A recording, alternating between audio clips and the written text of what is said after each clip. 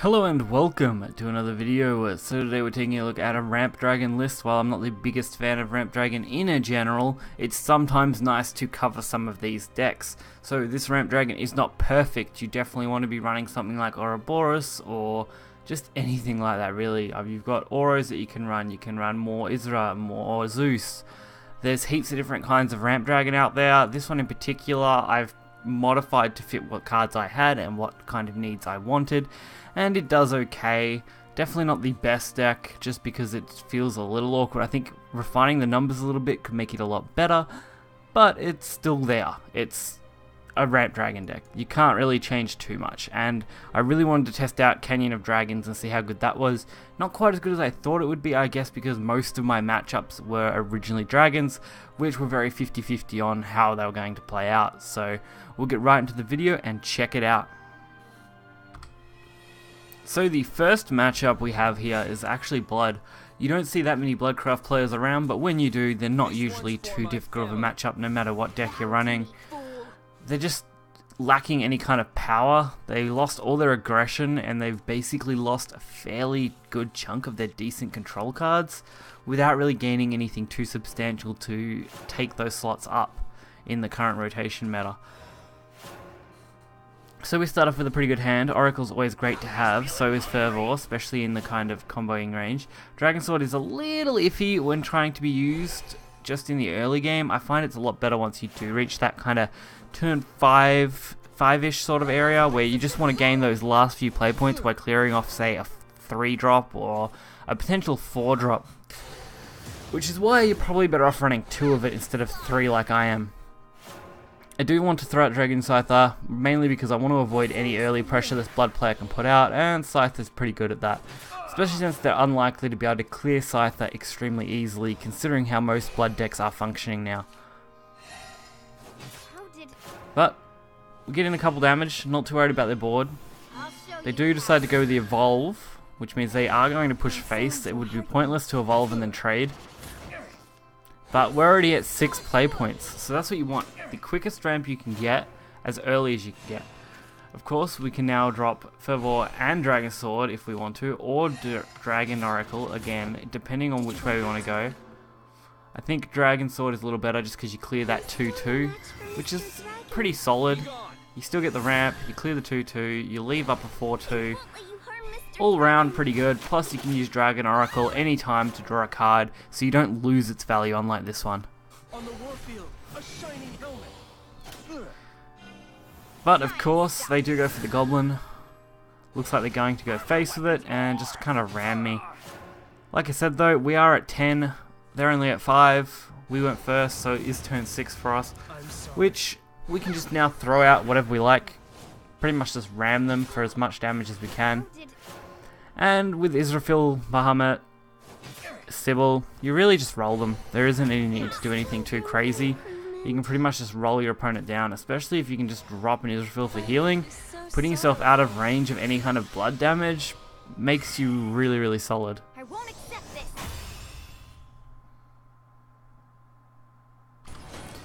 Next up is a mirror match. So mirror matches are a little more awkward just because you really don't know how they're going to go.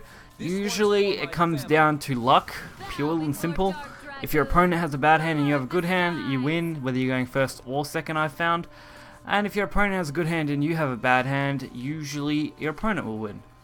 Usually it doesn't matter which order you're going in turns, just because you can ramp pretty hard, both players can. So you reach 10 about the same time, which really doesn't cause much of an issue in the current matchups I've played anyway. So they are running the Dragon Summoners, of course. I don't believe this deck has any Dragon Summoners, which might be a card to consider putting in if you are looking to pull more Dragon cards. But we have Pure-Hearted Singer, which is a pretty good draw card as well, so I guess that kind of counterbalances it out a little bit. Like I said, not the biggest fan of Ramp Dragon, but gotta play it sometimes, especially if you have missions. Blazing Breath, pretty solid. I get the 2-1 out, throw it out. 3 Dragon Summoners in a row though. It's like, geez, I bet they just tooted out the same one over and over again. And our draw power is actually pretty nice. We don't really have much in the way of big threats yet, but we can remove most of their stuff while at the same time gaining a little bit of ramp, which should put us ahead of them quite nicely. So even if they ramp next turn, they should stay behind me, which they realise and concede, which is pretty lucky. So as you saw with the last game, your opponents can concede fairly quickly if they realise you are going to out-ramp them in those mirror matches, so normally you can actually overtake them quite effectively. Although, as you saw in the blood match, some games can be quite quick as well because you can just ramp so hard. But this sort of match is one that is a bit longer, I believe, so you guys can enjoy that. I mean, we've got a Dragon Oracle, we've got the Dragon Sword, and we have Star Phoenix. Star Phoenix I actually really enjoy. I wish it was better, just so we could have more fun with it, and it was in more decks. I wish it was a neutral instead of just a dragon card, but it is always a great thing to play out, ram something, and then play a spell later on and gain one back. You've just got to be careful not to overdraw with it, which usually you won't do very easily. So Skull Ring, pretty obvious play. I mean, there isn't much else I can do here other than drop Star Phoenix, which could trade with the 2-1. Just to remove Lurching Corpse. I think Star Phoenix is one of the better cards to do that. Of course they will come back, which is a little annoying. But with the Evolve next turn and Dragon Sword, we can remove Lyriel. It'll make a 50-50 between Lyriel and Lurching Corpse as to which one will proc off the Skull Ring. And either way, we can follow up with some pretty nice cards. We have another Dragon Sword so we can ramp up. We have Sybil, we have a Sacral Hill if we need to get a neutral, and Dragon Scyther, which will be active next turn as well, to actually kill something on board. So plenty of options, all fitting quite nicely. Seems like that was a little bit of a waste of a Skull Ring, personally. And even better, we draw Salamander, removing their entire board for this turn. And getting our own Star Phoenix back into our hand. That's the nice part about having that out early. But they go for another Skull Ring, so we've seen all 3 Skull Rings now. So we know not to expect those later on. And of course, Sybil mitigates the damage, puts the body on board. A little harder to deal with. Of course, if they get Lyriel, it could be a pain. But those odds are still reasonably low. And getting that heal instantly, plus the ramp, makes up for it anyway, even if they did. So they do manage to get Lyriel, which allows them to trade this board really, really well. It's kind of unfortunate, actually. I would have much preferred they couldn't trade this well. But, I mean, I'm already going to be ramping to 10 next turn. I should be able to remove most of their board here without too much hassle. Especially now that I've drawn Frenzied Drake, removing everything. We are going to lose the Drake, though, so it's a little sad. But I think it's worth it for what we're removing, without having to use too many resources. And of course, Cirrus, making my life even harder just because I need something to remove it. Luckily, Dragon is really good at removing Cirrus, just because we have a lot of followers that have decent stat lines. So I do decide to get rid of this Lurching first. I don't want to have to deal with it. I'll sacrifice that, it's not too bad. Dragon Oracle draws are fine. I can use the Dragon Sword to trade with the Cirrus. It's not the best. Or actually the Star Phoenix, which I just drew. Even better. Couldn't ask for a much better play there.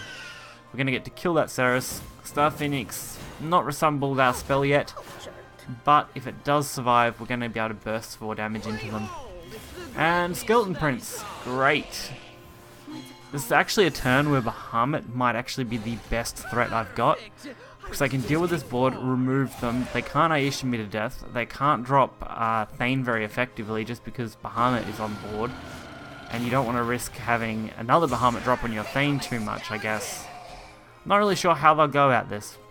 If they do drop Thane, they will be able to ping 4 damage. Which could be good. Although Necro Assassin, that's pretty solid, removing my own Bahamut. That's really bad for me to have that removed. But we do get Queen of the Dread Sea, which can combo pretty well. Not the best right now, just because I don't have anything to actually use it with that's substantial enough. I think usually I'd like to use it with Draconic and a neutral card. But it really depends on the matchup and what situation I'm in at the time. Sometimes I just like to throw it down with other things. After all, I'm missing Irons. I'd probably run that as well in this deck, just because the storm damage from it is substantial enough. Especially when comboed with Zeus, because you can actually use Dreadsea on both, of course, and achieve 11 damage burst straight out of hand. Frenzied Drake, perfect for damage with how many dragon cards are in hand, leaving our 5/1 available to deal damage, and we get another 5/5. This is why Canyon is actually reasonably good. Although Soul Squasher, not really doing anything, no use for them, and ends in them conceding, so not too bad at all. So again, I would just like to say this deck may not be the best, but it does the job. You can win with it. It's definitely not impossible. It's got some, what I'd consider fun cards, I guess. Canyon of Dragons is actually pretty fun to play. Not so fun to play against. Star Phoenix is always great, and I enjoyed Frenzied Drake personally, so that's why I really like running that card, even though I have plenty of other removal. So if you guys did enjoy this video, make sure to check out this deck list in the description below, along with any other links. Hit that like button and subscribe, and I will catch you guys next time. See ya.